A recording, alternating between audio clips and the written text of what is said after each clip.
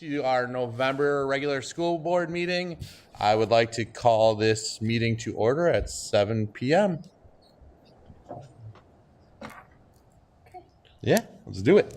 All right, board members present, Steve, myself, Ted, Nicole, and Nick. Board members absent, Jack is not here tonight. Administration present, Vicky, Marquez, Patty, Christy, Kate. Yep. All right. Visitors, please make sure that you sign in. And could everybody join us in Cub Scout Pack 328 for the Pledge of Allegiance? Huge group. Thank you all for letting us join again. We've also invited the Girl Scouts. Oh, awesome. Welcome. Face the flag. Come on in. Scooch in so we got room for everybody. Can they tell us their names? Go ahead. What's your name? Caitlin, Nora, Jada, Mariana, Madison, Dawson, Abby, Hannah, Cora, Awesome. Go ahead. TJ, Adam, Nick. Excellent. Welcome. Okay, face the flag, Scout salute, hand over heart. I pledge allegiance To the flag of the United States of America and to the republic for which it stands, one nation, under God, indivisible, with liberty and justice for all. Two. Excellent job. Thank you so much. Thank you. It's always great having you. Thank you very much. Thank you.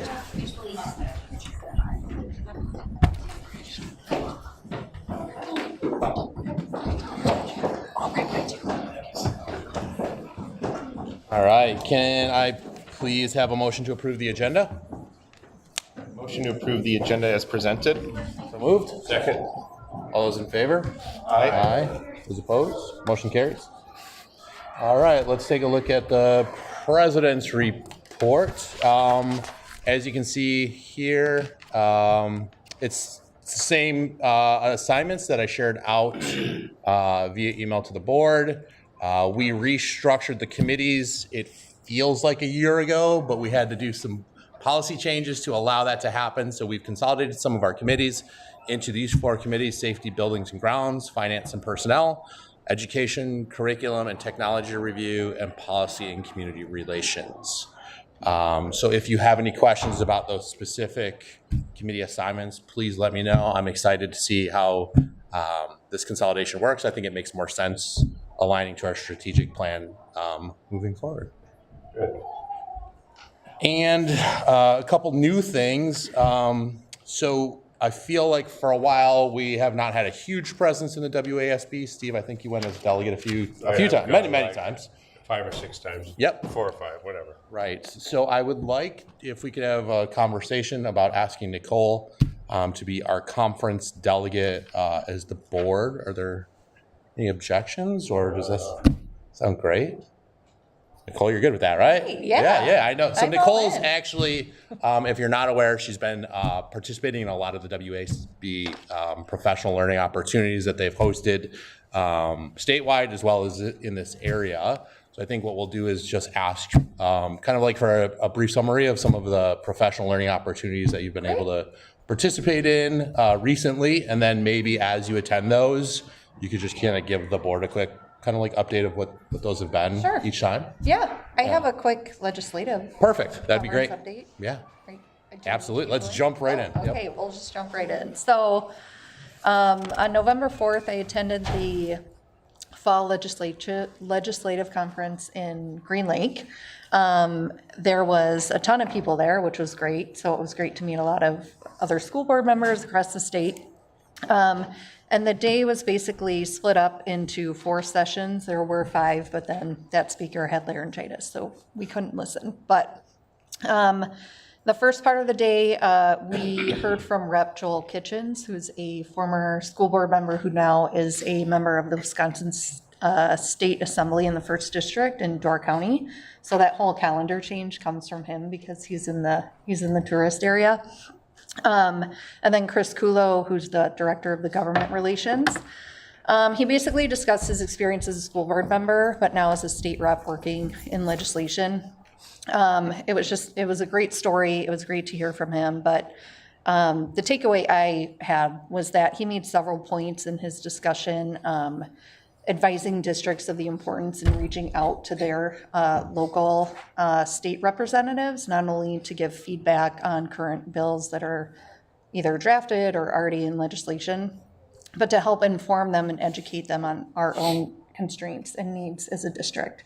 So it was nice to hear that, because I mean, I'm new, so I'm not really sure of how all the communications take place, but it was nice to hear from his perspective now as basically a legislator, wanting to hear from districts. So as all these bills are going through, could be a good idea for us to reach out, have them come to a board meeting, or at least have them in to discuss any, questions, concerns with anything that's going on.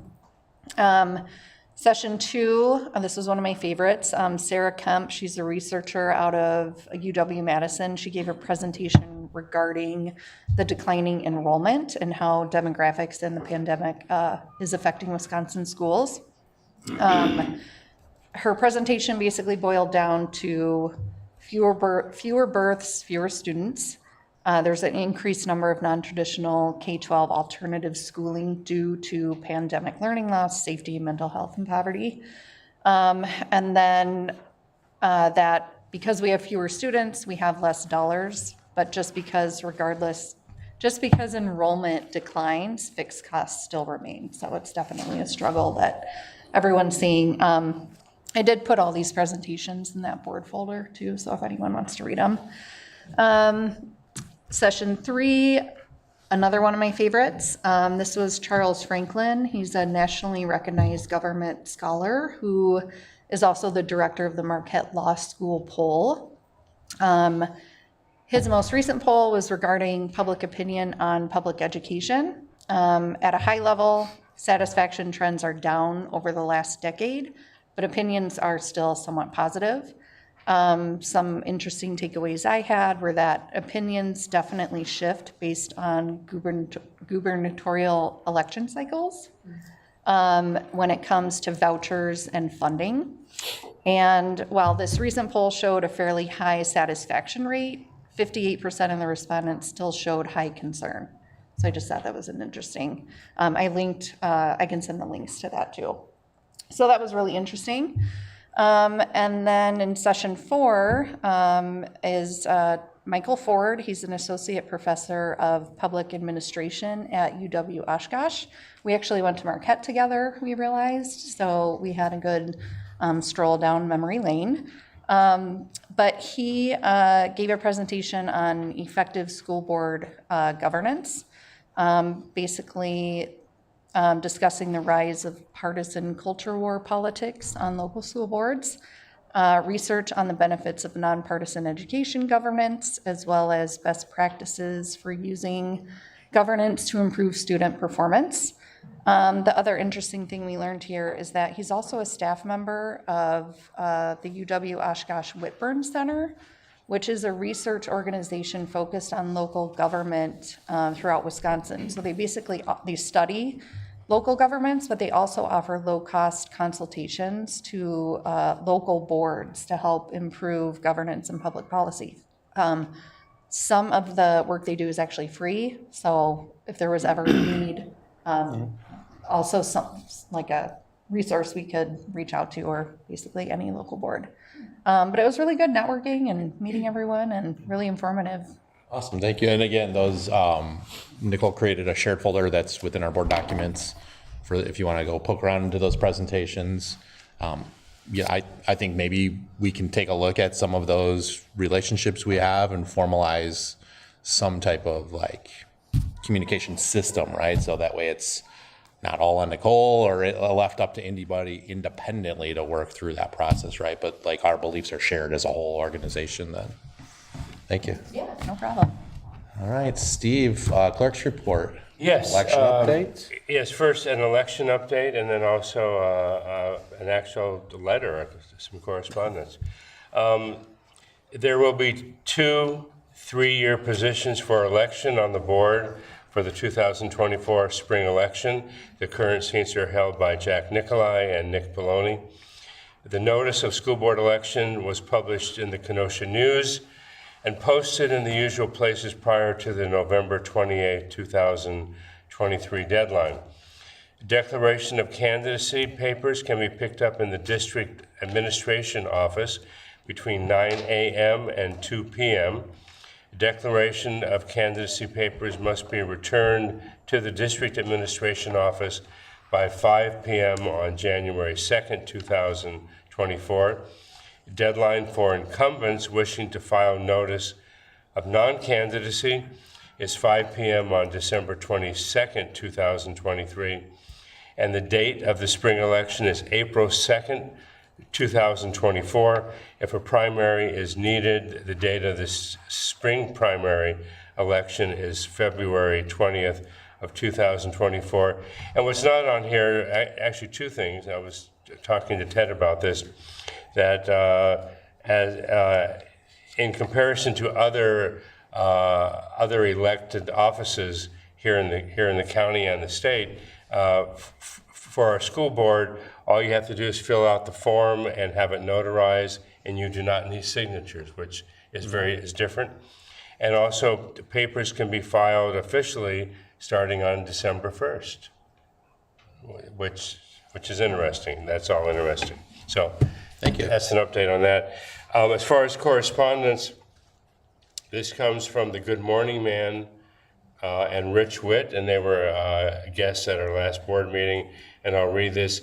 Dear Salem School Board Administration team and Nicole Paul, I would like to give a big thank you to the Salem School Board for the sweatshirt, book, and honoring me as the Salem greeter. Also, a big thank you to Nicole Paul for the amazing book she put together. Thank you to the administration team for coming on Friday for coffee and donuts. And thanks to the teachers and kids who waved back. It makes my day. My hope is to start their day off with a smile and to have a good day. Sincerely, the Good Morning Man and Rich Witt. So I think that's really nice. So thank you, Nicole. Thank you. All right, we'll turn it over to Nicole to take us through the treasurer's report. All right. I'd like to present the treasurer's report dated, do I have the right one up? October 2023. I'll read the ending balance for each of our accounts. CSB operating account with a balance of $248,271.34. CSB Flex account with a balance of $21,855.19. Petty cash with a balance of $300.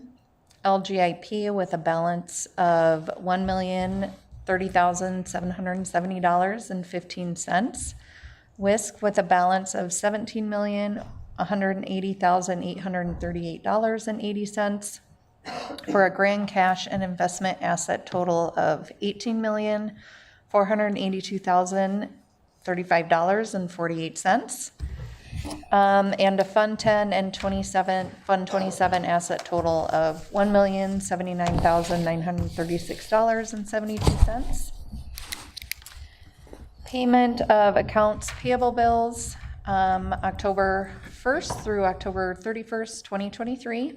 This includes paper checks numbered 72158 through 72245, wire transfer checks numbered 2023-00317 through 2023-00497, and ACH checks numbered 2324-00030 to 2324-00042 for a total of $2,076,936.97. Is that right? Is that the right one? Yeah. Okay. I'll hop in for the revenue expense report. So I did want to highlight, as you notice as Nicole read off the treasurer's report, we are hitting that low point in cash. So we don't receive our property taxes till January, even though we started the school year in September. So we are on the hook for payroll and all the related expenses from September through January before we receive property taxes. We do get a small amount of state aid, a little bit in September, and actually we have a payment coming up here in December. That'll get us through until we get property taxes. I've mapped out our cash flow through mid-March, and I think we're gonna be able to get through this year without borrowing, which is great because interest rates are high, so. That's amazing. Good. And we've been able to do that because we've brought our fund balance up to above that 15% threshold. We're right around 21, 22%. So I think that's positive news. That'll save us a little bit of money. But overall, both revenue and expenses are on pace with last year. There's really not too much to highlight besides the fact that we did our VEBA and our VEBA payments in September to coincide with the new plan year. So that benefit expense is going to look a little high for a little bit until we catch up in January. But besides that, I won't go into too many details. Our revenues are right around 6.84% received in total, which is just a little bit behind last year due to last year we had one-time back-to-school supplemental aid from the governor that we didn't get this year. And then our expenses are pretty much neck and neck with last year, 21.95%. Any questions on revenues or expenses? That's amazing. Thank you. Good. What does that save us? Like 3, 4 $5,000, grand? Yeah, yeah. right. It's great. Can I please have a motion to approve the consent agenda? I move to approve the consent agenda items A through D as presented. Second. All those in favor? Aye. Those opposed? Motion carries.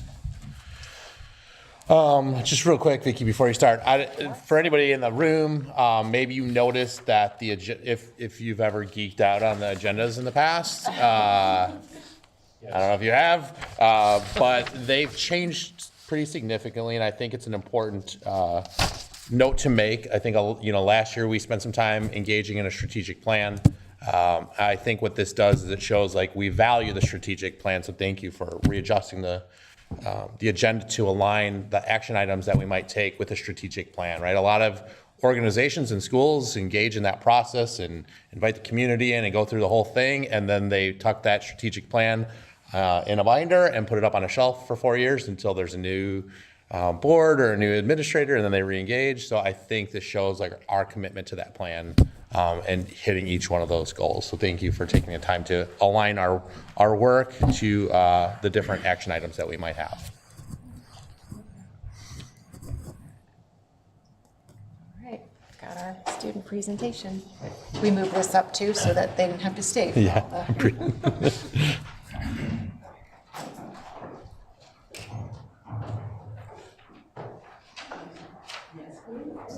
Good evening. My name is Jason Horvath, a 7th grader here at Salem. I have been a member of the Senate for 2 consecutive years. What I love about Student Senate is it is a club about helping the community and being a helping hand. Furthermore, I'd like to say that Ms. Fuller is an amazing educator and director to the school's many clubs. Our most recent event was the entire school gathering over 300 full cereal boxes for the Senate to set them in a domino-like organization, and then we donated all the cereal boxes to the local sharing center.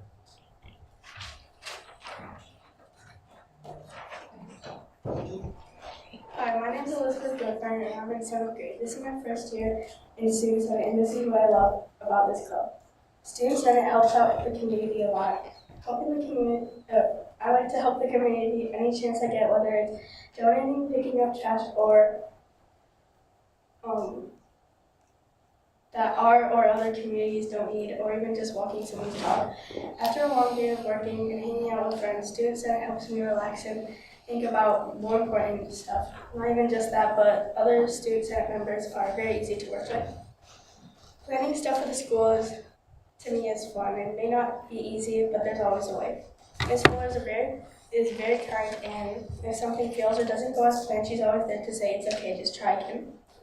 Student Senate is a club that allows me and others to enjoy doing what we love. In conclusion, Student Senate is a very good club to join and should be highly recommended.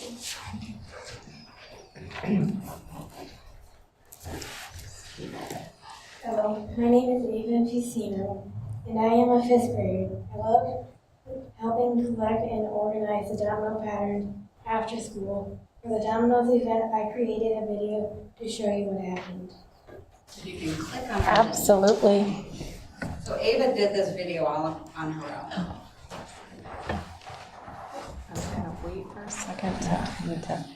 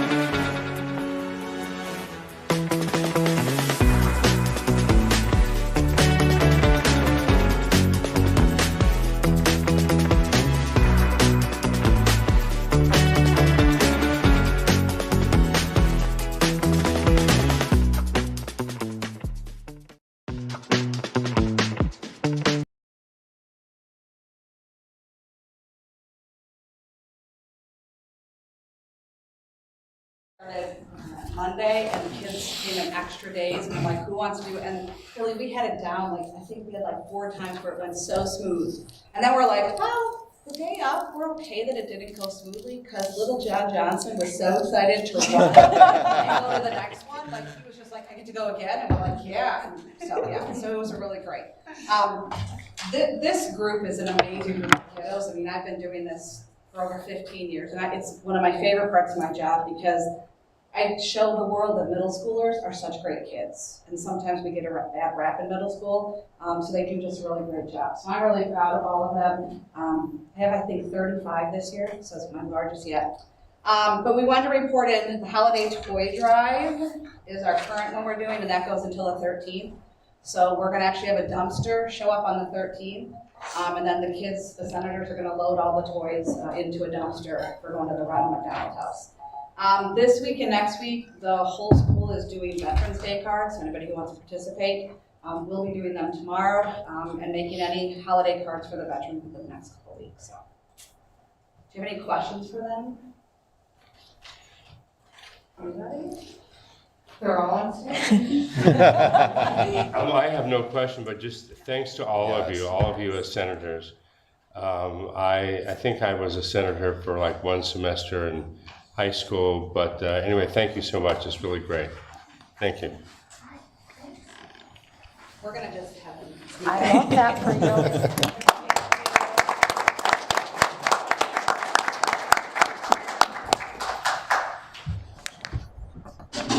To go along with the civic service update.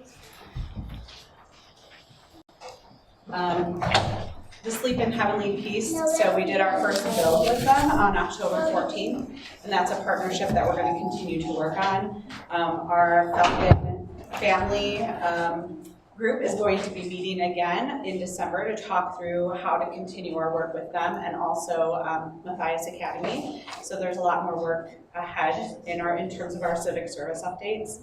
And then we've been decorating bags for the Sharing Center. So I've connected with them. They were interested in us decorating for all of the holidays to share with families in need for the holidays. And so our students have been working on that.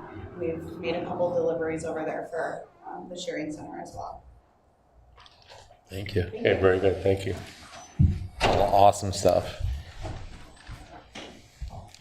Right. I believe there are no public comments this evening.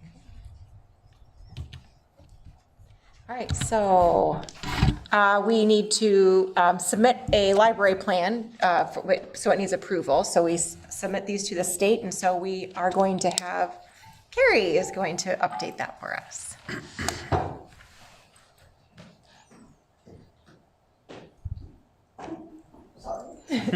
Hi, I'm Carrie Kelly. If you haven't met me, I work on literacy and intervention for the district, and I'm also the library media specialist. So our 3-year library plan is based on the Future Ready Library Framework, which is what the district or what the state recommends us to do. Every 3 years, we need a new plan, and this would be the first year of implementation. At Salem, we're very fortunate to have a strong commitment to our library program and staff that work well to do that with our students. Our current strengths include a strong physical collection of books, an audiobook and ebook selection that is increasing in circulation, curriculum-aligned electronic resources that are available to all staff and students, a stable budget via the Common School Fund, good community support for an updated library space through our recent referendum, which we're very excited about. Scheduled time for all of our students to visit and check out in our libraries. Moving forward, our goals are to genreify the intermediate library. This will require a relabeling of all of our fiction books into genres. After the renovation, then all books will be reshelved by these genres, which is how our middle school is currently organized, and kind of like how bookstores are organized. Our second goal is to teach students to use our available digital resources, increasing usage statistics, offering more materials for students to get information from in research and in their recreational reading. This is done through flexibly scheduled lessons with me or other library staff.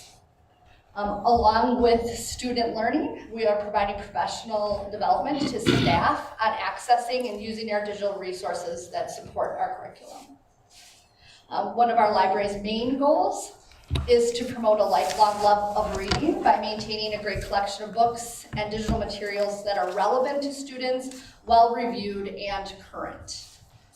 Last, we will develop a professional library to increase access for teachers to materials that advance their profession.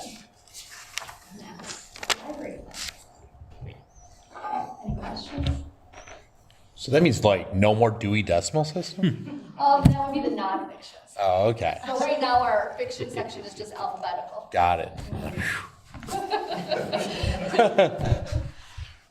Thank you. Very good, thank you. And the full plan, you have access to it. It's several, they did a very, very thorough job. Yeah, it looks really, really great. I don't remember ever hearing that before. This is a first year of implementation, so moving Oh, okay. I was like, you said every 3 years. I was like, Starting now, yeah. okay. All right. Can I have a motion to approve the Salem Library Plan, please? I move to approve the Salem Library Plan as presented and discussed. So moved. Second. All those in favor? Aye. Aye. Those opposed? Motion carries.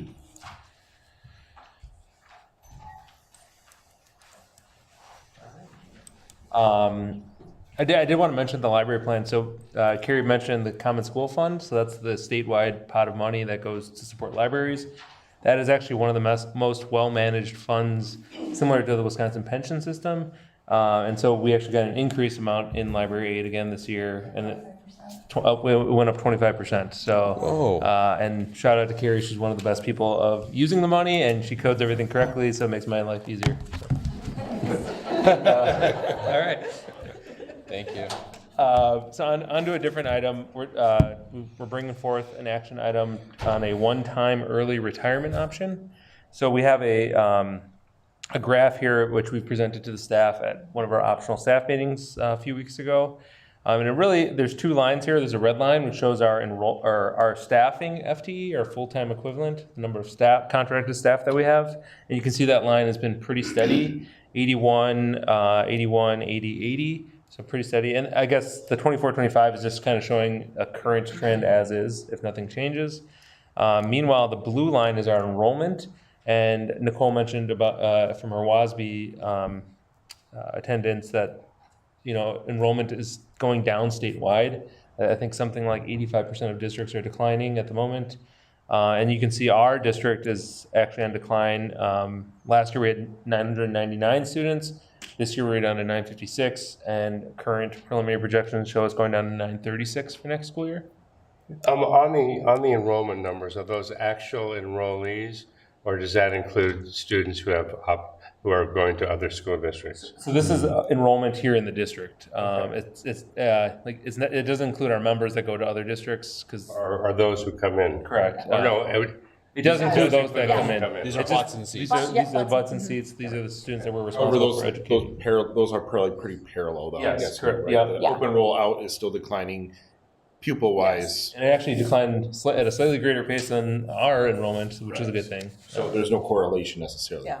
right. And then also with these numbers and percentages, these are higher than the state numbers, state percentages of enrollment losses, correct? It might be just a smidge higher, but it's right on pace. And actually, when you look around the area, we're right in the ballpark with most of the districts around here. Like that 3 to 5%. Yep, and so you can see it was very simple when we had about 1,000 students, right? Because everything's very divisible by that amount. When we dropped almost 50 students this year, that's almost a 5% drop. So the math was simple. It was very simple when you got round numbers like that. I did want to mention, I shared with Vicki a few months ago, when they did the Third Friday people count. There was an early analysis done that showed that statewide there are 50,000 less students in Wisconsin public schools than there was 5 years ago, which is about a 5% drop. And you know, this is due to a number of things. Birth rates declining is the most cited cause. They've been declining since 2007. But there's also been an increase in some virtual private schools. There's choice schools, there's homeschooling.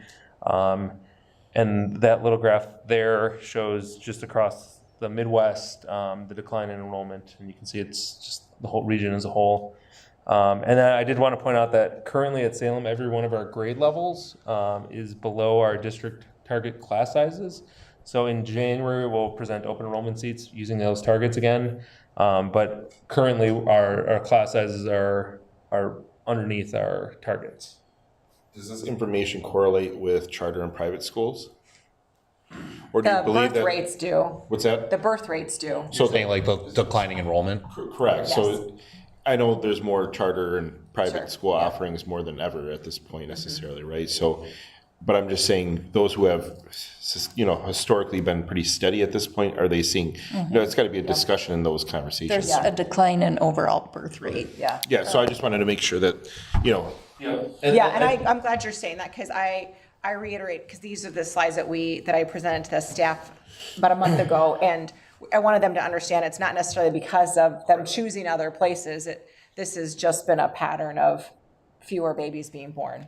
In that WASB folder, the presentation based on basically the decline in birth rate, for the she correlation. goes out, she shows the correlation, but she actually goes out, I want to say like 15 or 20 years to show what this impact looks like from an economic standpoint. I mean, it's a really detailed document that, everyone should take a look at. And, Sarah Kemp was actually the one who did our enrollment projections. Oh, did she? Oh, cool. Yeah. So, and so I did mention that our initial projections for next school year are to showing a further student decrease. We'll have a little bit tighter of a projection here in the next couple months or couple weeks. But student enrollment correlates with our district revenue through the revenue limit, which is based on your student count. Obviously, it's a little more nuanced when you factor in open enroll in and open enroll out. But we will need to identify some cost-saving measures to ensure that our expenses in future years don't exceed the revenues, because otherwise that puts us in a deficit position. Eventually, we're borrowing more and more money, we're paying more in interest, and that's not a sustainable financial model. I mentioned expenditures are outpacing our revenue. So the revenue limit is set to increase 2.9% for next year. But meanwhile, CPI is still in the 3 to 4% range. And for bargaining for salary and benefits, which is our largest expense, it's in the 4 to 5% range because it's a year lagging behind. We will need to go an operational referendum again in the spring of 2025. So that's like a non-negotiable. The question is going to be how much do we need to ask our community for support? But we want to make sure we're doing our part to make sure that we're being good stewards of taxpayer dollars. So we are evaluating our return on investments. We're doing program evaluations that they're already taking place. We're looking at our strategic plan and making sure that we can accomplish the goals to continue to offer electives and special programs. Staffing and benefits make up almost 80% of our total budget. So obviously that's usually one of the first points you look at as your revenues are getting outpaced by expenses is how can we save money there? We are looking at eliminating another administrator position due to some changes we've had this year. But ultimately, the reason why we bring this up and this item is related to potential reductions and staff moves that will happen at the end of this year. We're also making sure that we're paying attention to the culture and climate of the building in alignment with our strategic plan. And one way that we're looking to do this is by offering a one-time early retirement option to see if anybody is interested in retiring and providing a little bit more of an incentive for that to happen so that we potentially might not have to reduce any current staff or limit the reductions of current staff. I mean, I think, like when you look at that last slide about not the last slide, the FTEs, right, and enrollment, one of the things that we talked quite a bit about is the strategic plan is like creating an almost like an FTE ratio, right, of teacher to student, staff to student, admin to student ratio, and trying to keep a target. So that way when there's these big fluctuations, we can absorb some of these changes without a huge impact to the culture of the organization. So then the question, we kind of went back and forth about kind of coming up with a little bit more of the details related to this one-time early retirement option. So we were proposing that this would be in addition to our existing sick leave retirement provision, which was put in place two years ago. And that one has a March 15th deadline. So for anybody retiring, they have to notify us by March 15th before we have to issue out preliminary notices of non-renewal. So this is in addition to that. We would kind of want the similar requirements, being that you have to be 55 or older to be eligible. But unlike the other one where we have a 15 years of service requirement in the district, this early retirement option, we're proposing a minimum of 5 years of service to the district. And then in terms of the amount we initially are proposing here is an $8,000 early retirement payment. And this one would be a one-time thing. And in order for staff to be eligible, they would have to submit a letter of retirement by Friday, January 5th. This would allow us an even earlier start on kind of matching our staffing with our enrollment needs. So. It's obviously like a hard reality, right? To think about I appreciate you being so transparent with the staff. I think that's super important. How do you feel that meeting went? I have got the overwhelmingly positive responses that were told earlier that this was, like they were given those graphs that we went into detail, overwhelmingly positive. Like people have put things on my calendar to meet with me to just let me know, like, thank you for being transparent and letting us know that this is where we are. And because of that, there are people who said, I might end up, maybe I'll be someone who just retires so we don't have to lose so many people. So like they're aware when they saw this, like this graph here, that we gave them we've given them a couple of you've seen it in your board update, but that they've talked about how we probably could have not hired someone like to refill a position had we known these data were like this. And in hindsight, we would have probably done a little bit, been more strategic in that as well.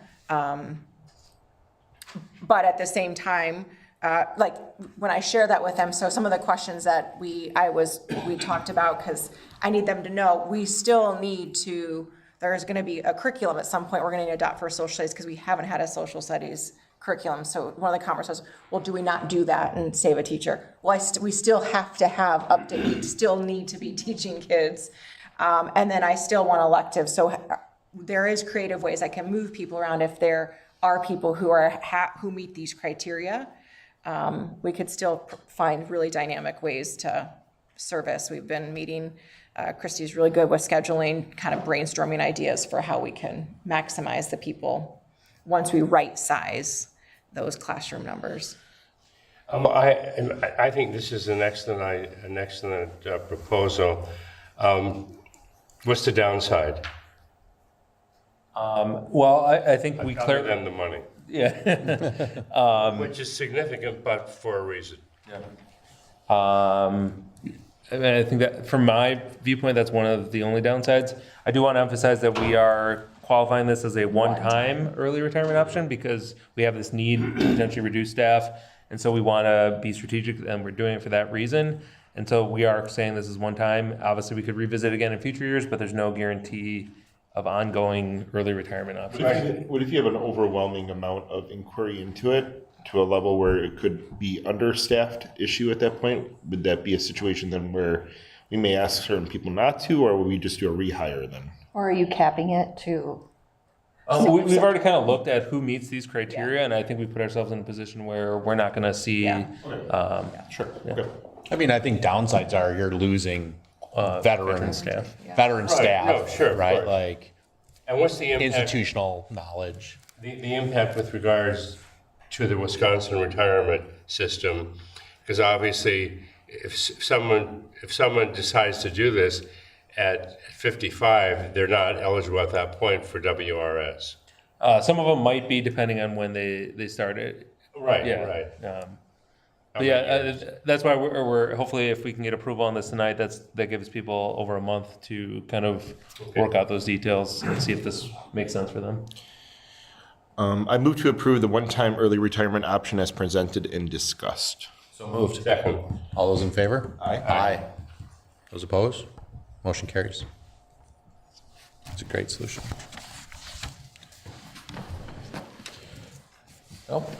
Another one. So another financial action item is a revision to our long-term capital improvement plan. So starting in the 2015-2016 school year, Salem started our Fund 46 long-term capital improvement plan. So essentially districts are allowed to put money in there, and it's counted as a shared cost from a state aid perspective. So it counts as an expense. Whereas if you save money into your fund balance, it doesn't count as an expense, and that's not an aidable movement of money. Movement of money into Fund 46 is aidable. So it counts as if you had bought stuff or bought something, spent money. And so one of the big rules around it is that you can't touch the money for 5 years. Obviously, we've passed that 5-year mark, and we have spent a few, some of the items we've identified in the plan we have spent some money on, including some work on the parking lot over the last couple of years. We did a roof replacement two or 3 years ago, but we've touched very little of the Fund 46 money, and we have made regular and consistent contributions to it, to the point that as of October 31st, we had a balance of $5.4 million, which is a very healthy Fund 46 balance.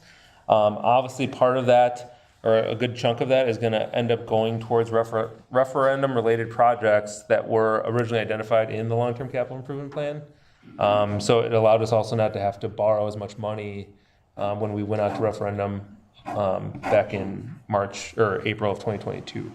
So we have about $4 million earmarked for referendum-related projects, but that still leaves us with a nice balance of $1.4 million. All of this money is currently invested and earning over 5.5%, so it's growing. But we are now here in the next couple months, I will be revisiting it and presenting a full long-term capital improvement plan revision with all the updated items. So taking away all the things that are going to get done in the referendum, and then identifying the next 10, 15 years, what will likely need to be done, and then looking at the revenue and interest earnings projections. But for right now, we're looking to add $220,000 for a full replacement of 2 air handling units. So we did 2 air handling unit replacements last year, and we used our ESSER $2 to cover that.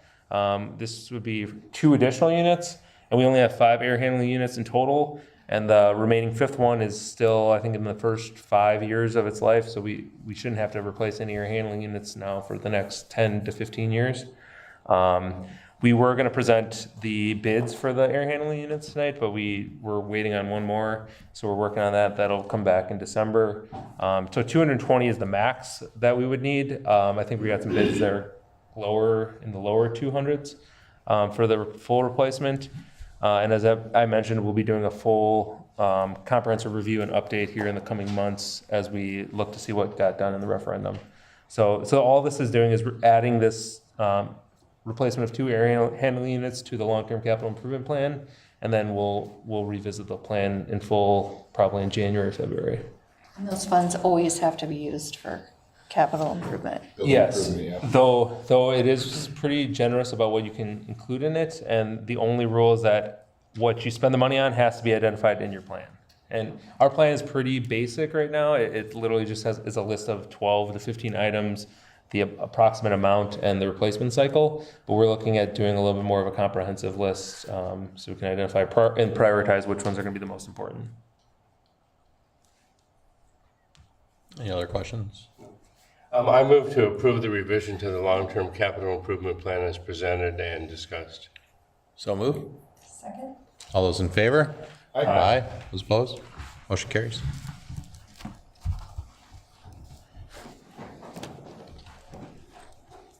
Okay. We're done. Hello everyone, I am Stacy with Marin Construction, so I am here to give an update on the building progress. Excuse me, sorry. Here's an general overview of the property site. We have presented this before in other board meetings. The one difference now is a traffic pattern shown in green as we are working on the south end of the site here. So we do have a little shared parent and construction traffic along that route. I think it's gone pretty well so far in the last few weeks.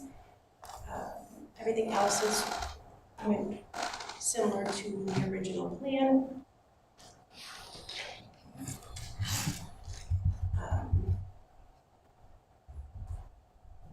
We have the building broke out into different sections for construction.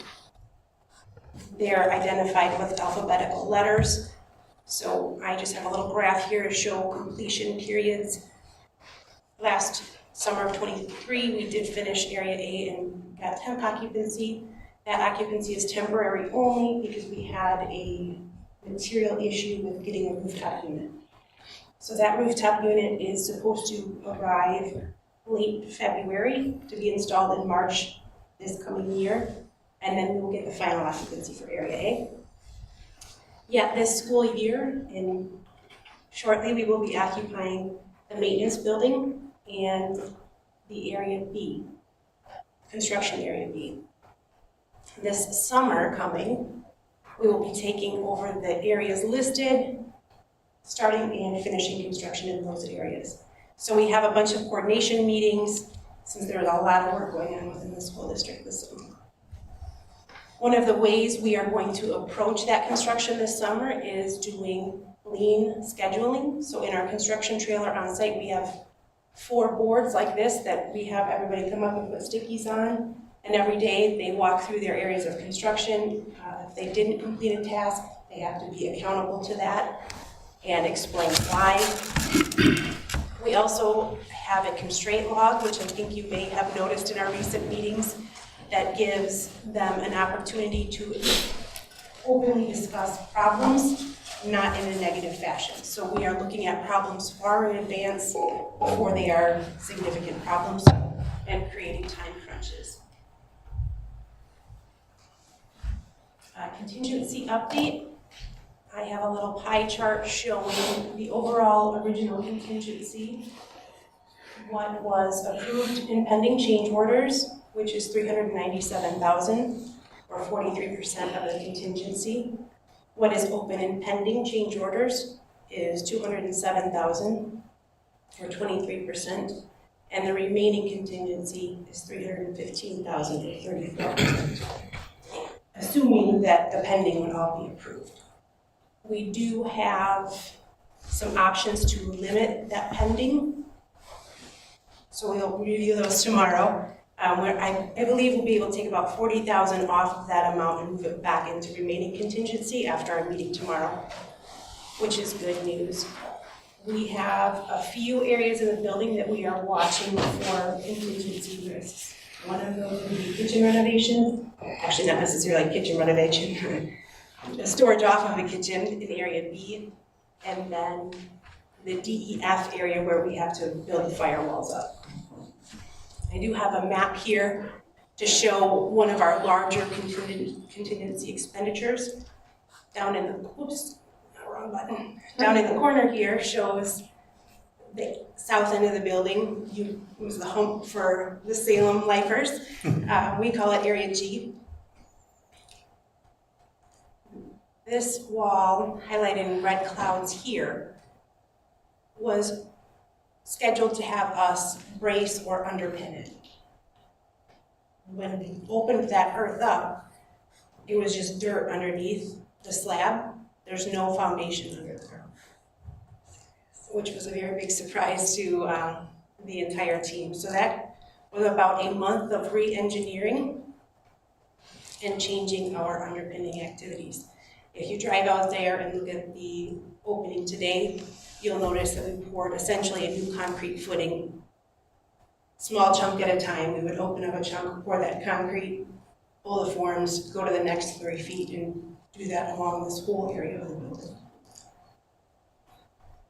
Along with this same activity, we learned that one area of the building was not tied in or supported, which if you drive outside today, you can see this portion of the building is currently braced because it was wanting to tip. So in this change order item, there is quite a bit of work to reinforce that section of building and get it tied in and supported properly. This contingency expenditure is actually one of the ones shown in the pending approval items. Now to some more fun stuff, because that's kind of depressing. It's like the meme where everything's on fire. It's fine, it's fine. Everything's fine. This is why we plan contingency though, because there's always surprises. So one of the most interesting things I think we've encountered so far out here is our fire pump wells that we're digging. So to bring in the new system, we have to put a well in and then some storage tanks. So this guy down here is standing on our footing for that well.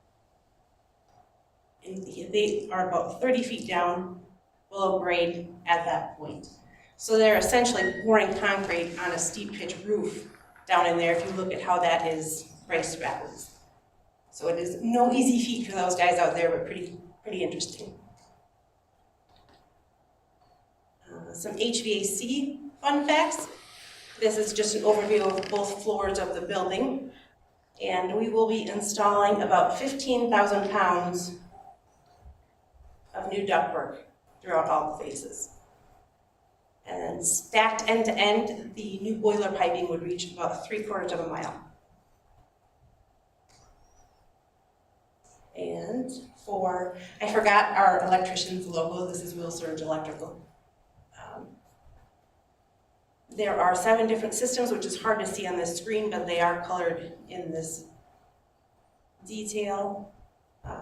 Low voltage system, sorry. And we will be installing about 900 new light fixtures along the way.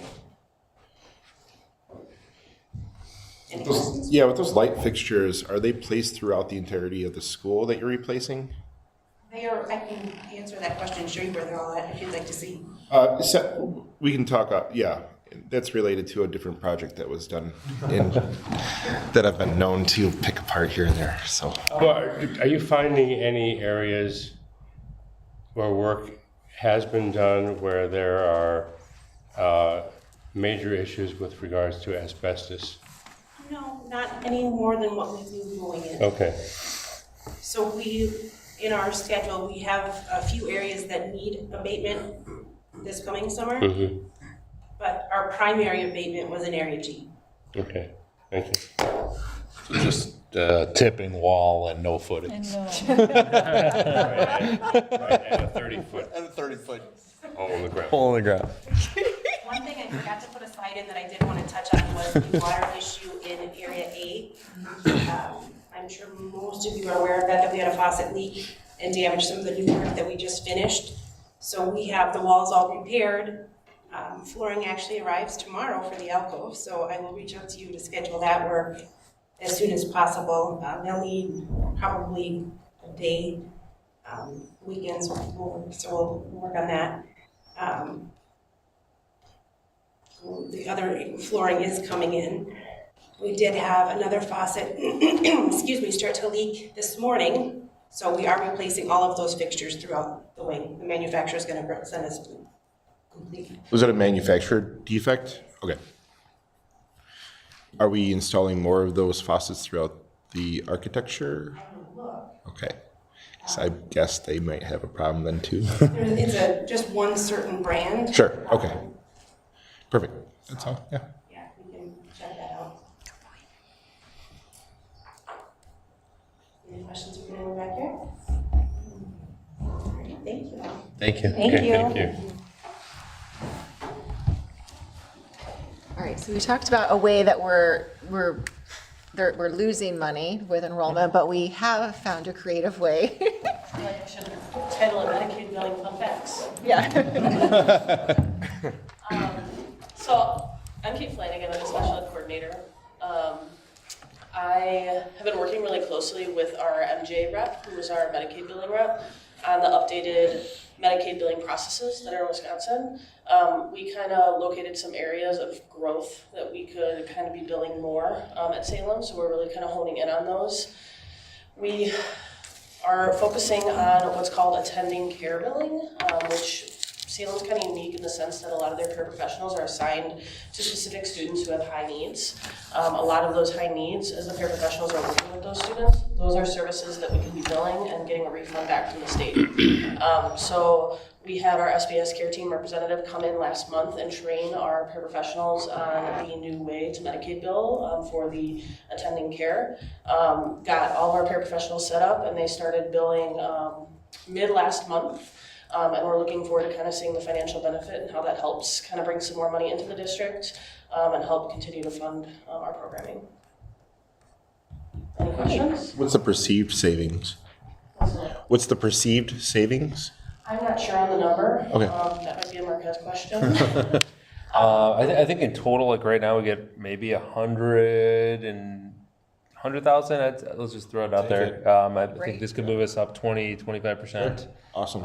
Actually, when I was attended the WASBO conference back in October, and this coincided with me like checking in with Kate a week or two later, somebody ran the analysis to look at every district and to see if they were at or below average for Medicaid billing, and we were on the lower end. And so then when I brought it up to Kate, she's like, "Oh, I'm working on that myself." And so it was a perfect coincidence, and obviously it'll help offset some special ed costs. Yes. Yeah, there were a couple areas that we, are able to now bill, given how our paraprofessionals are set up. That's really going to help bring what I would consider high ticket numbers for what we can bill for. So it'll be nice. Or some of this special education transportation that we need, is that billable too, considering? Yes. Okay, well, that would be, okay, awesome, fantastic. Just wanted to let you know the good news. It's great news. The more you know. Yeah. Yeah, right? Thank you. Thanks, Kate. Those are fun facts. Those are fun facts. Okay, so before we do our report card update, we have some more student data update, so. Oops, sorry. Very good. All right, I'm Craig Kalu, data specialist, math interventionist, other things. Student data update. Last year we recognized that there were a lot of students in our building who didn't appear to be getting the scores on our MAP growth testing and maybe even back to forward testing in previous years that are in line with what we perceived their capabilities to be. And so we looked at the data we have. We have a lot of academic data, and we have a lot of behavioral data and well-being data. We have all this data, but what we don't have, what we realized we didn't have, was any data on the cognitive skills and abilities, strengths, and weaknesses of any of the students. And we read a stat that like 50% of the variability in achievement and growth can be directly attributed to cognitive skills rather than strictly academic data. So we decided to look at, is there any resource that can maybe tell us the why are these kids underachieving? We can throw as much more work at them as we want. We can present them with however many things, but are we doing it in a way that is meaningful and ownable by them? So what we did, we went out and we found this company called Mindprint Learning. And what Mindprint Learning does is it does a cognitive skills analysis of the students. It's actually quite quick. We had all of the staff members actually do this on their own too. I did it. Many of the people here did it. And it tells you the cognitive skill areas where you are strong or weak. And it's gathered on 4 basic categories. There's the complex reasoning, memory, executive functions, and processing.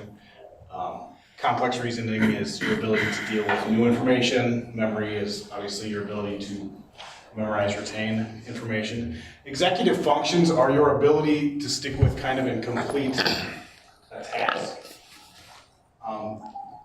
appropriately. And then processing is your ability to effectively do that task, but within a specific time constraint, like speed-ish. We did this with our 6th grade. We did the Mindprint cognitive skills analysis with our 6th grade, and then we married that information. Here you go. This is our 6th grade results. The complex reasoning, when you look at these graphics on the display, the green are people who were shown particularly to be strong in a specific category. The orange on the bottom is people who were weak, below the 16th percentile in a specific category. And then the white piece is people that fell in the range. So in complex reasoning, our weakness would be verbal reasoning, okay? Executive functions, flexible thinking was a big issue that was found to be in our 6th grade, with attention, believe it or not, as our big strength amongst the 6th graders. Some of you may have 6th grade children that look at this and they're like, yep, that makes sense, or nope, that doesn't make sense. And then there's one more there that's the memory, obviously retaining things to memory. Some of this can be attributed to the Rona and the pandemic, but what the question is, now that we have this data, what can we do with it?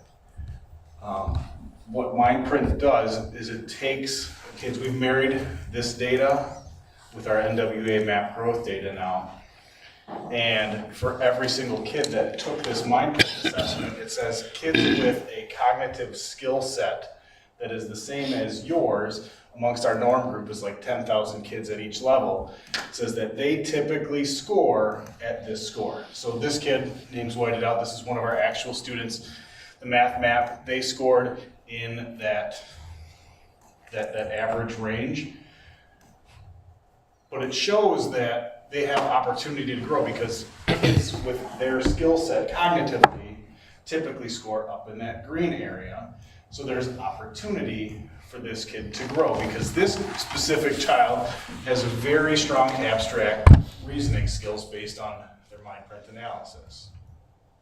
So what that tells them is abstract reasoning is directly related to math computation and math calculation. So if you're strong in abstract reasoning, that's one of the factors or one of the skill areas that's directly associated with the mapping. So this specific student underperforming on math, there's opportunity there.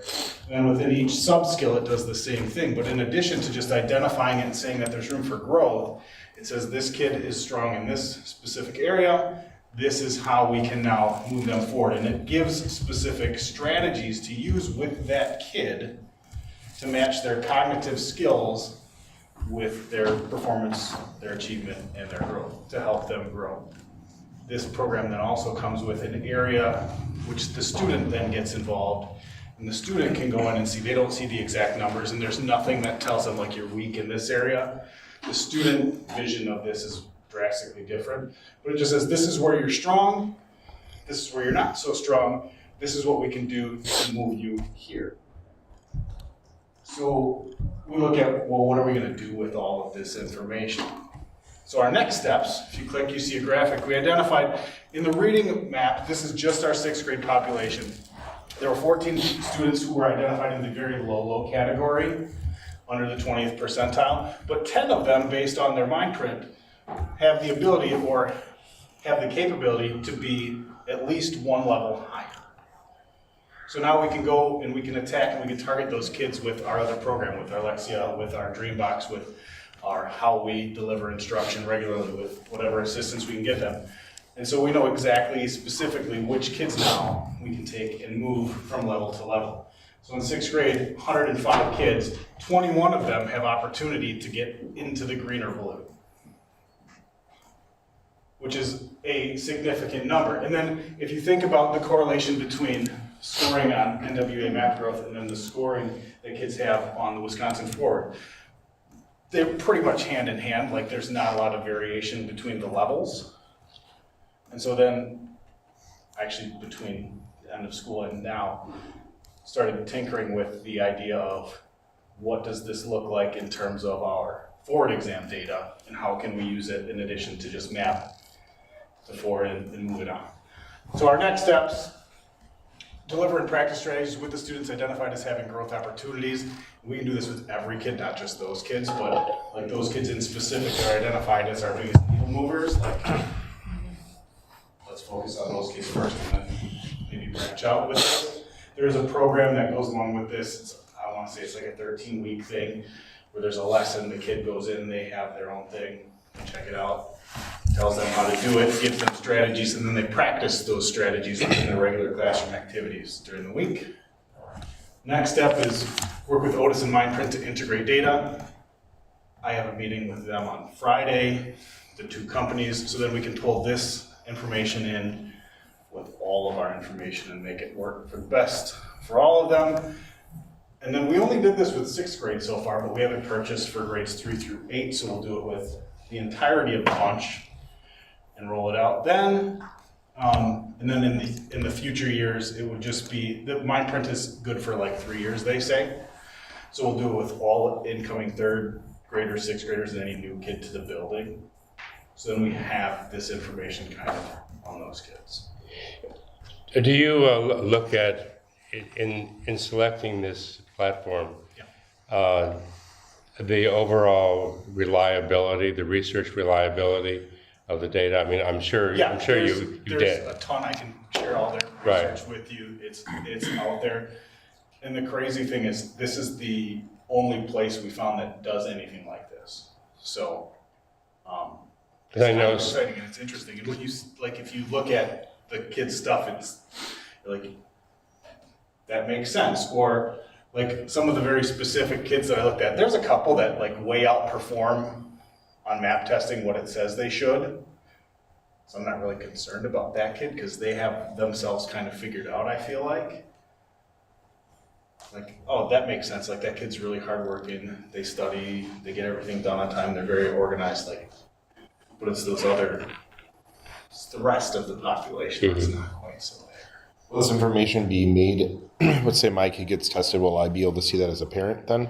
We're working on all of that, but the short answer is yes. Okay.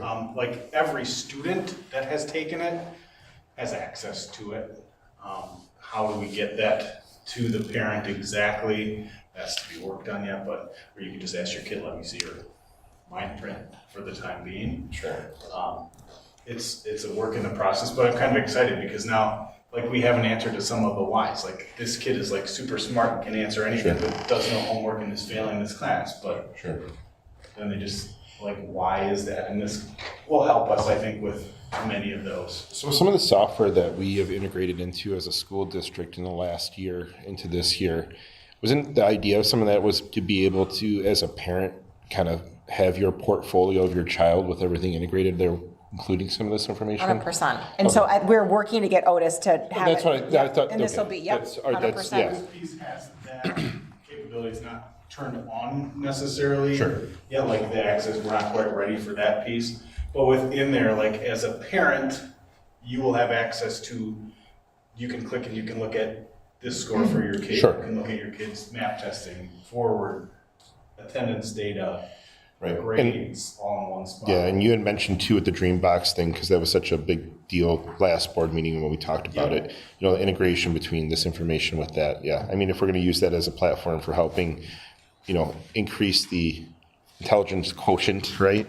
Yeah, I mean, it should all integrate with each other. Otherwise, it's, you know, just another thing, right? So, What type of professional development for staff has taken place?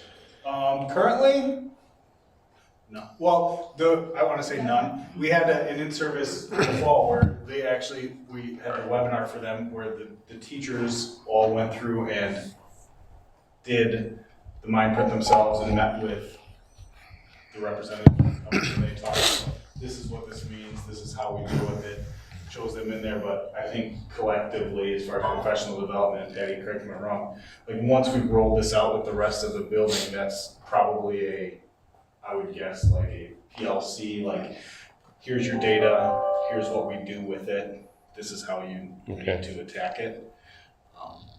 There's not a lot that teachers will necessarily have to do besides make sure the students, I take that back, in the middle school.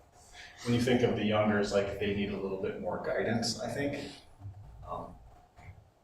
How do you see like these skills working their way into the curriculum as like a tier 1 instruction for all?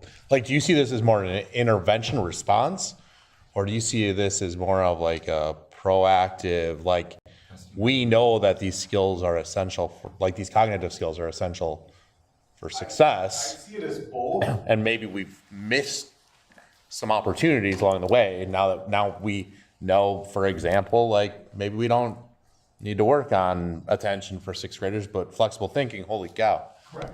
Like, so we can look at this in different ways. We can look at this eventually as a school.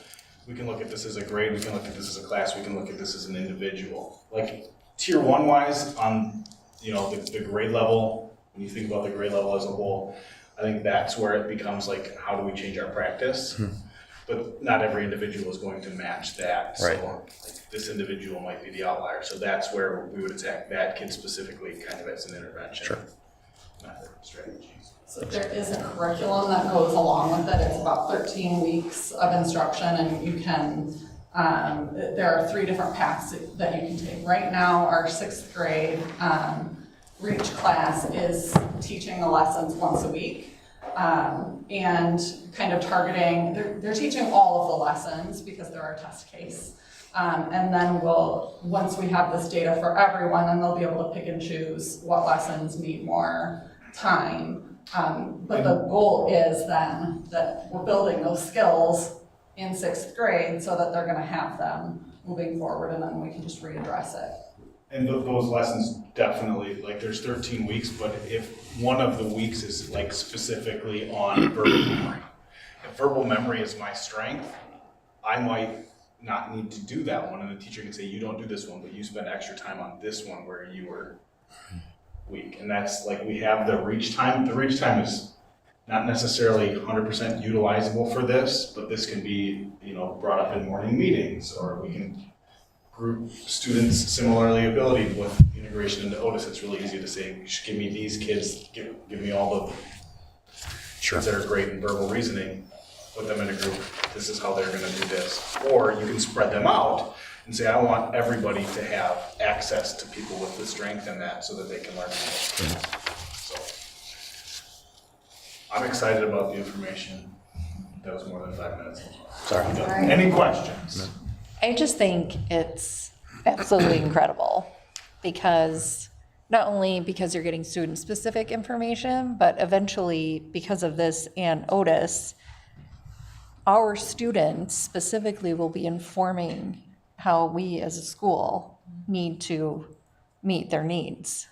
You know, like it's not going to be general data anymore, like Wisconsin state data or just general data. It's going to be Salem-specific data where in advance to the school year, you're going to be able to see this is what we need just for this year. Yeah. That's awesome. And then, like, I don't know, my part of when I look at this, I see like, I can better match this kid with a teacher next year. Right, exactly. That's, yeah, exactly. This kid needs help and attention, that kid, that teacher is the best space for them because that's how they teach, that's their strength. Right, and then the data may change year over year, but you'll have the data at the end of the year to make better decisions for the student the following year. That's the hope. And then I was talking to Craig in one of the meetings, but I also think it's awesome for the student to be able to be aware of this is what I'm good at and this is what I'm not. I mean, I feel like for a student that young to have access, I mean, I still don't know. You know what I mean? But to have access to this is how I learn well, I mean, that's a lifelong piece of information that they just carry with them, you know? Thank you. Yeah, thank you. Thank you.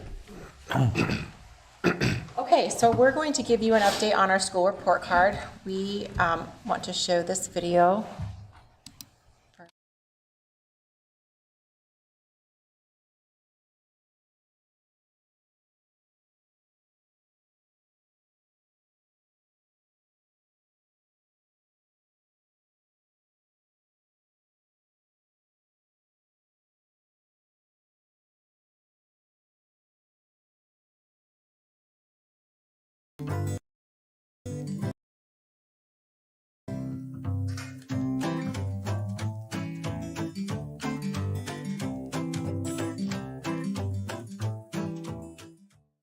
I would pick 5 stars because I like the teachers and how they teach us and stuff.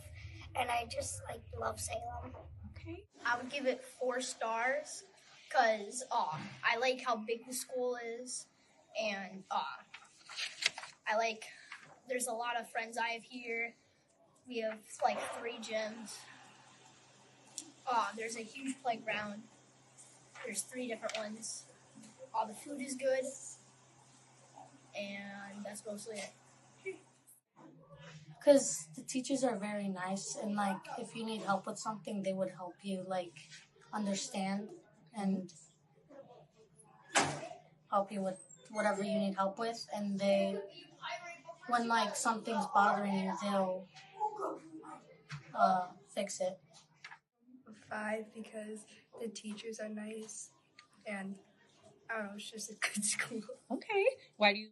4 because the day just flies by, and I get to hang out with my friends, and the food's good, and it's fun to play football at recess. Okay. 4.5 because there's a lot of old parts of the school, and there's and the good reason is because if you get in a fight with your friends, Miss Ambrose is there to help you. That's my reasons. Awesome. 4. I'll give it 5 stars because I like the people here, and I like how big the school is, and I actually like the playgrounds and stuff here. I like the things big, like when we play at, and I also like the teachers here, and I like the library. What are some things that you really like about it that made you give it 4 stars? All the teachers. They're really nice. That was an important practice for me before I looked at this. Like, what do the kids feel about when they come to our school? What do our staff feel? What do our families feel? So we're gonna, Patty and I are gonna walk through our report card. And I've written notes, so I will be reading quite a bit of them so I don't forget. But on this, it's basically a dashboard looking at our overall scores from last year's report card for 2022, 2023 to our previous years. We are lower. They're lower scores than in previous years. This is also the first report card, and I pulled this directly from the state, this language. It's the first report card that does not include achievement data from assessments occurring prior to the start of COVID-19.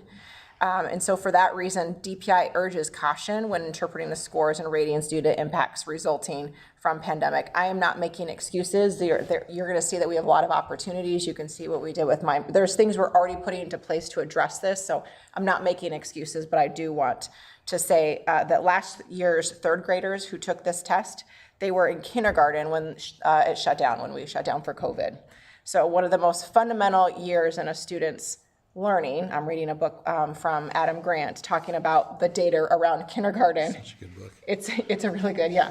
And they talk about how pivotal kindergarten is, and that was their first year when COVID shut down, and then only 35% of last year's first year test takers in third grade were full-time in person for that for their first grade. So some of this we're going to see the lagging impact of that experience, but that does not, when I say this, we are being intentional about moving the star back, but our kids think we're 4 or 5 stars. I'm happy with that, but I want to make sure that we're also doing what we need to do so students are learning and growing at high levels.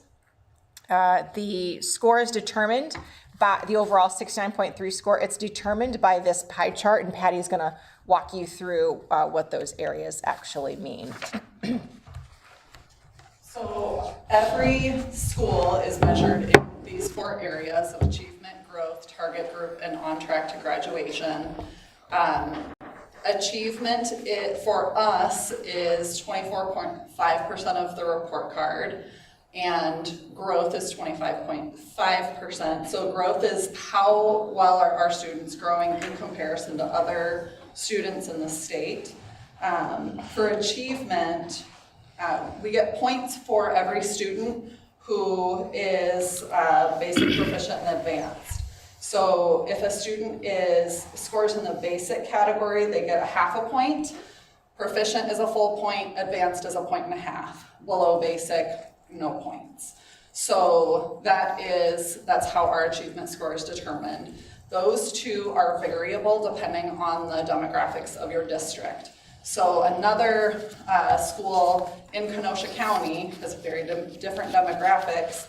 Their achievement is 40% and growth is 9% of the score. Every school has 25% with a target group, and on track to graduation, that's the same.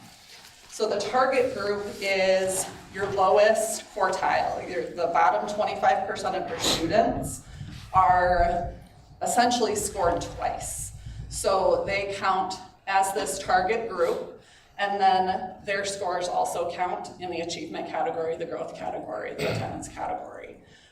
So when we're looking at what we just saw with the data that Craig showed, those bottom students who we know are underperforming what they could be, that's a strong area for growth for us, and something that we had already identified.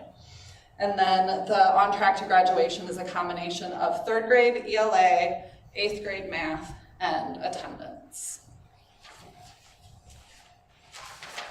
So when we look at the priority areas, so statewide, achievement improved from 2021 to 2022, and then to 2022 to 2023. That was this is across the state, but many schools in 2022, 2023, even though their achievement performance is lower than pre-pandemic levels, their report card scores have decreased despite that trending in achievement. So if you saw, there was a recent article that was just published, I wish I could remember, I think it was in the Kenosha News, where it looked at like the schools. We have some like Racine, it's their first year where they're finally making growth. So they're pushing this, you're gonna see our growth is not very good, because you've got schools that are finally moving the needle up, so their growth is outpacing our growth.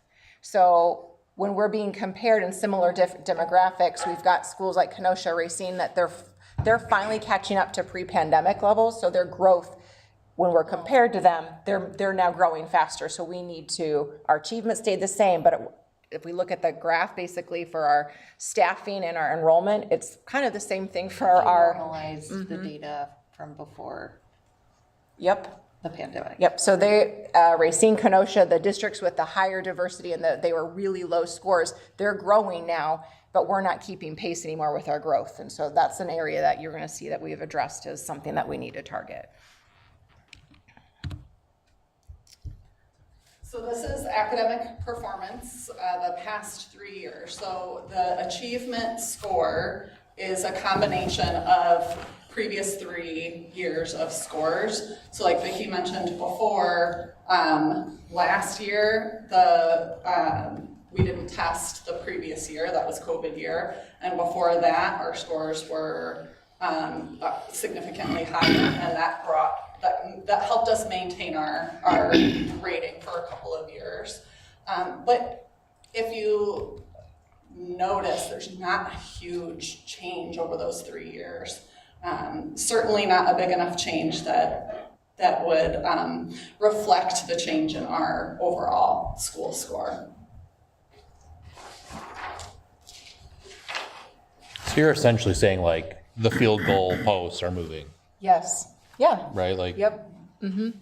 And then we're gonna throw another wrench in, because next year, the ELA test and the math test are changing based on the updated standards. So that's kind of an unknown. And so that's gonna be, again, comparing apples and oranges. sure. So the field goal is moving and it's also doing this.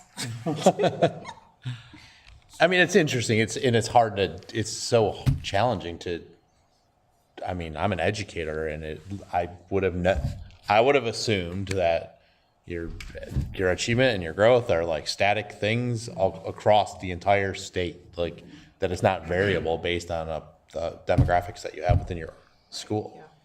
Now, I have to ask the question, only just because, do we know surrounding school districts out in this county comparatively? Yes, that's like one of the last slides. Okay, So I you're thought just skipping right ahead. No, I tried looking at that, okay, Yep, you're gonna get it. I can jump there now, though. no, Okay. keep on going. Okay. All right, so, and this is, we're gonna kind of get to the conversation here as well. So the performance data are broken down by student groups, including race, ethnicity, service provisions like our economically disadvantaged, ELs, or students with disabilities. This disaggregation allows us to assess the impact of students' outcomes on overall performance and identify groups of students who are in need of support or demonstrating progress. So a couple of things that I've highlighted here. So we have seen growth in our special education data since 2021. And we've also seen growth in our economically disadvantaged data since 2021. And I want to point out that where 37% of our students are economically disadvantaged, where the state, that number is closer to 14%, the average for economically disadvantaged. So this was my entire dissertation, was on looking at the impacts of poverty on our families or students experiencing poverty. And I'm happy to see that we are seeing some growth change in a population that has multiple challenges that they're going to face simply because of the economic disadvantage that they face. So that's something I'm going to celebrate regardless of the stars and we still have opportunities though. In this one, we can see that first line, again, I didn't point it out in the beginning, that first line is all students in the state compared to all of our students grades 3 through 8. And then it's broken down by student populations, our special populations. We are outperforming state averages. I was looking for a win here. That's not saying much, but we have seen a good amount of growth in all students categories since 2021 that I can look at. And then we're going to get to much more specific information moving forward on our report card. Okay, so I spent a lot of time digging into target group information because we are getting counted twice for this group of students. And it's different for every school depending on the overall performance. So our target group is made up of the bottom 25% in ELA, in math, and attendance. And so they are being, they're being measured separately because they want to encourage us to keep moving these students along. But they count twice, so it's just something that we have to be aware of. For us, we had, in ELA, we tested 595 students overall. That puts about 149 students in that bottom quartile. And then on the graph a couple of slides ago, we have 137 students who are below basic, which leaves only about 12 students in basic to make up that bottom quartile, which means only 12 of those students gave us even a half a point. So in schools that have a higher population of students in the basic, proficient, advanced ranges, their target group is going to outperform what we are doing right now. So that's something for us to work towards. And they don't account for this? So when you read, like, if you go to the website, this is DPI's way to tell us that we need to be much more specific, like our attention for equity reasons needs to be focused here. So even though it's different for another, this is where it ends up pitting schools against one another, because we are doing the thing we need to be doing. Well, there are things we could be doing more, and we're going to talk about that. But it takes that into account. All that to say, you still have to do a better job. So what you're saying is other schools have a sharper curve than us for achievement purposes, where we have a much more, longer curve. So we have to have 10 more people compared to their one in that bell curve setting. Okay. Yep. Okay. Yep. Yeah.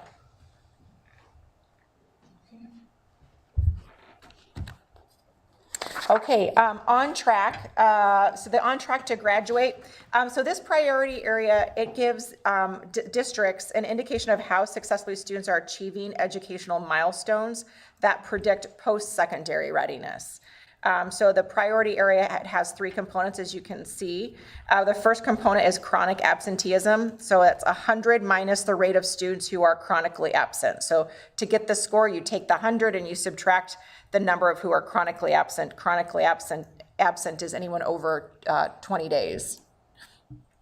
And those days could be excused and unexcused. And so this is where our chronic absenteeism doesn't look as bad this year as it will next year. This will look worse next year because this is on last year's data, or the previous year's data, excuse me, where we had better attendance.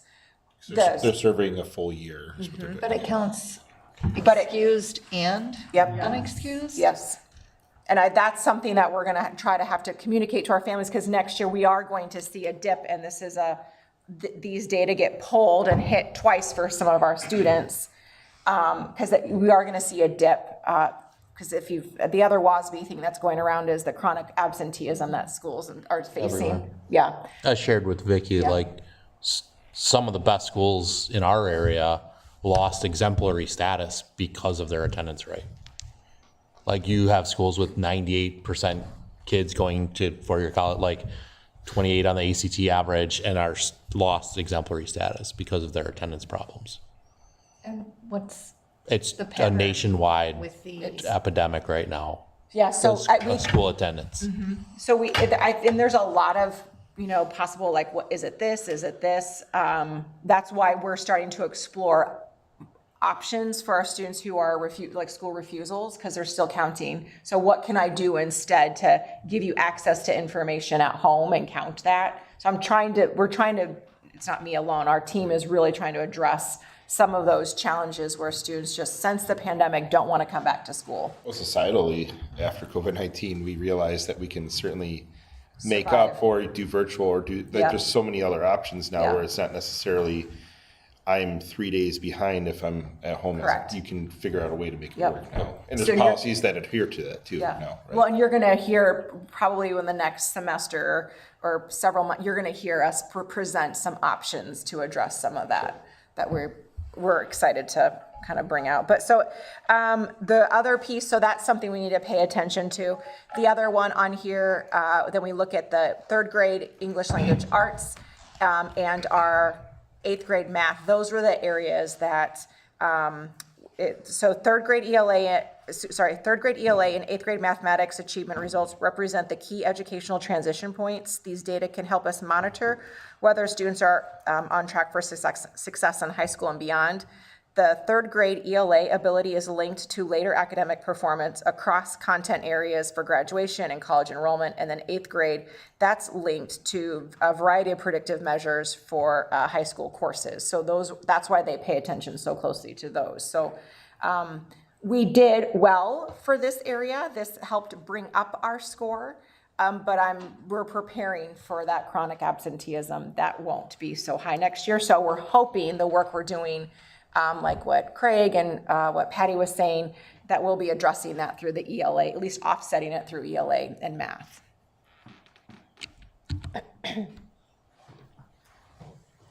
Okay, so this fun graphic has what our growth comparisons were last year and then this year. And this is where you're seeing our growth score go down significantly. So in 21-22 and the previous year, we grew faster than other schools in the state. So what this is showing you, the line that's going vertically is the state average. It's a 3 out of 6. So average growth would be at that line. We did better than average with what we were doing. This year, as Vicki mentioned earlier, other districts are catching up. The growth that they didn't make in the past 2 years, they made this year. So in comparison to them, now we are not keeping up. So even if our growth rate for us was the same, this is in comparison to the state. And this is disaggregated data. So you can see for every category of student, how we grew. And this takes into account what you mentioned earlier about, are we making apples to apples comparisons here? That this is apples to apples. We can compare our economically disadvantaged students to other economically disadvantaged students in the state and how are they growing. But again, it's in comparison to others, not in comparison to ourselves. All right, so here, this is a comparison from how we have done in the past, just going through our achievement, the target group ratings, our growth. You can see it's a slow decline. It's not so significant though when you look across like the achievement, but those small per points do end up making a big hit at the end of the day. And I think ultimately when you look at the target group is where you see a big change. Our lowest performing students aren't growing at the rate that they need to, whether in comparison to other schools or not. Our scores have maintained, our achievement scores over the past several years have maintained pretty consistently, but nobody's moving. They're not moving categories. We're not helping students progress. And so that's an area that we identified it on Mindprint. We had done over and over again, we're identifying this area. So the things that we did, the things that we talked about during strategic planning, we knew this already. So we're working on the things now to improve that. All right, so Nick, here are the local comparisons, and all the schools except for Paris moved from exceeds to meets this year. Did I get that right? All the schools that are in the exceeds expectations categories, their scores are down this year from what they were last year. So that doesn't necessarily mean that they changed columns, but all of them dropped.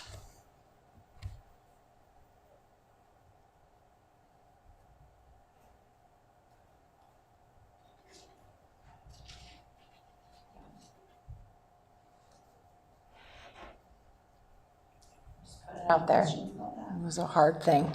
Just gonna, now we're moving on past that. Oops.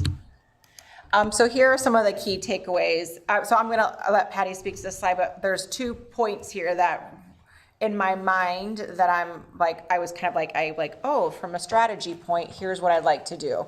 Like she already just mentioned it, those lowest of the low that we can move, like who really need support and they're not growing, we need to do something different. But conversely, at the high end, our students who who potentially could be in accelerated or advanced courses, they get extra credit. Like, so there's an opportunity from both ends of the scale. Like and we talked about this in strategic planning. We have like a tier 3 from a academic or concern side, but what about that? How are we pushing the envelope for our students who can have accelerated or more enriched opportunities? Am I exploiting the system a little bit? But it gives us, in doing so, by addressing this end and this end, I'm addressing it. I'll be able to hit everybody. So, but I'll let you go into more details on the takeaways, sorry. Oh, I'm glad that you mentioned that. So, a lot of the things that we have as our areas of opportunity, as our takeaways, we had already identified. They're already in place. We were not acting in response to the report card. This was information we already knew. So we are looking at our core instruction, particularly in ELA. Right now we've adjusted our phonics instruction at the primary level, and all of our teachers, K-5, are getting training in science of reading to make sure that they have the most up-to-date instructional practices. We have department heads for each department working on writing a guaranteed and viable curriculum that goes across grade levels, so we know that every student is getting what they need as they progress. We're looking at our assessment practices, supports for our English language learners, targeting our both tier 1 and tier 2 students, in many different ways. We're working on the preparations for Act 20, which is the literacy law that's in place. And we started tackling that this summer. That's been fun. And looking at our accelerated and differentiated courses for all learners, particularly our advanced learners. Questions? I'm still digesting a lot of that.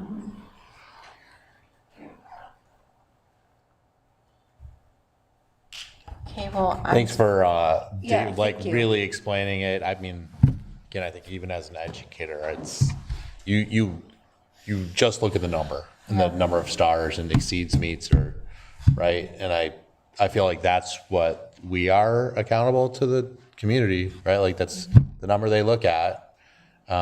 They they don't hear these meetings, they don't understand this information. So I think, it's important for us to understand it so we can support the work to help move those kids. And as a reminder, because you mentioned the kids, we're going to show you one.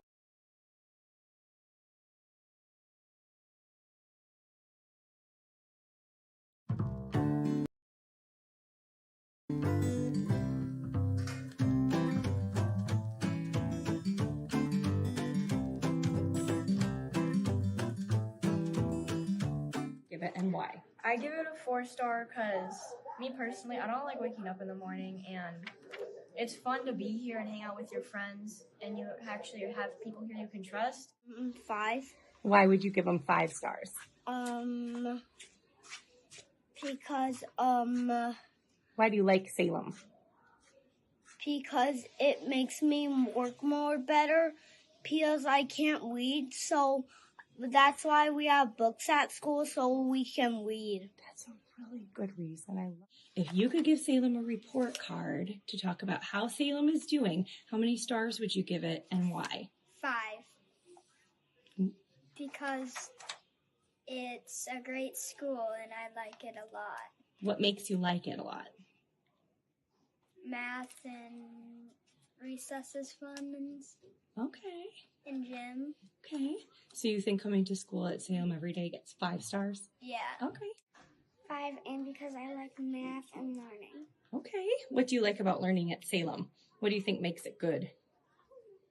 for your 5 stars? Because it's fun. It's fun. Teachers make it fun. I would give it 5 stars because all the teachers are nice. I would give it 4. I don't like how late 4th grade's lunch is. I would give it 4. One of the good things is our everything is like planned well. What makes you like coming to Salem every day? I really like how our teachers are nice to us. Okay. I really like how the school has so many specials to do, like art and so many. I'd probably give it a 5 because the teachers here are really nice and they allow you to work at your own pace. All right. I'm 100% committed to, we're working to raise the achievement and the growth. So I hope I didn't sound like I was making excuses for where we are. I'm dedicated to getting you the star back, but it's more important to me that our kids feel safe and happy when they're coming here to learn so that they're ready to learn. So that's all I have for that. Do you have any questions? I probably will later, after I digest it all. What? I said I agree. Yeah. And just still learning all of it, so. Yeah. It's a lot. All right. Well, there's no, we didn't have any committee reports, so. Nope. Next meeting? Yeah, December 19th. Yep. 7 p.m., same place. I move to adjourn the meeting at 8:46 p.m. Second. All those in favor? Aye. Aye. Those opposed? Motion carries. Thank you so much. Thank you, guys. Thank you all. December 19th, it's only 3 weeks away. I know.